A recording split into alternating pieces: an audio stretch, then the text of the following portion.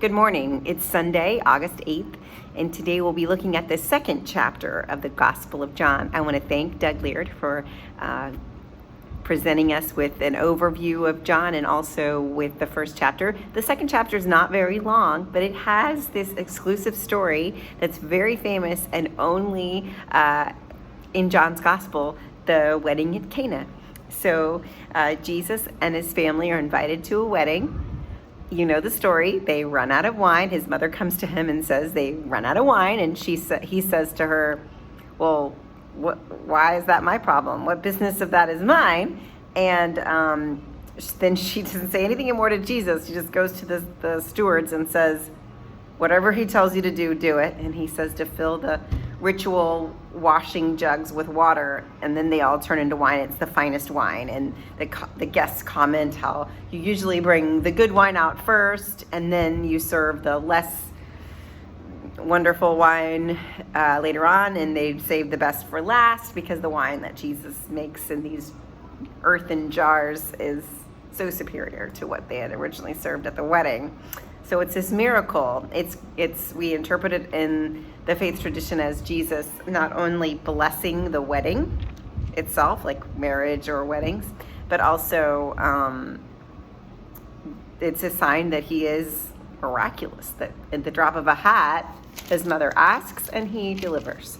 And so we have this miraculous Jesus, and he's also blessing the wine, just for some say it didn't have any alcohol in it, and that's why it tasted so good or whatever. But anyway, we believe that about this passage. So we use it in the wedding ceremony to say that Jesus blessed the wedding at Cana.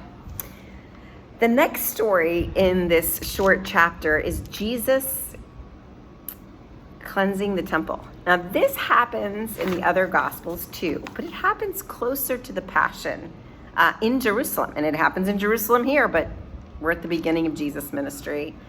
He's gone to a wedding, and here we have him in Jerusalem cleansing the temple. It's the same basic language, but who's ready for this yet? I mean, this was right up front in the second chapter that he's talking, and he mentions his passion and when he says that this temple will be torn down and raised again in 3 days. He's talking about his death and his resurrection, but he's doing it right here in the front of the gospel. Can we dip our toe in and wade in slowly? No. For John, it's all or nothing. You jump right in. Jesus is divine. He can do these miracles, and Jesus is going to suffer and die and be raised again. So this is just a totally different gospel, unique and also special. So that message for us today is that Jesus can perform these miracles. And what is the significance of that miracle? The sign that he's divine, a blessing for the family that's hosting so they don't get embarrassed. I mean, that's the extent of it. And then he goes in and cleanses the temple and says, sends all those people away that are selling things and says, this, my Father's house should be a house of prayer. John's gospel, right off the bat. Woo!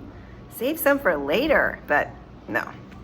So tomorrow we will have chapter 3. I would encourage any of you who would like to submit your own chapter review like I do every day. Especially in this season where we're doing the Gospel of John. If you have some favorites, I'd love to hear from you. God bless you.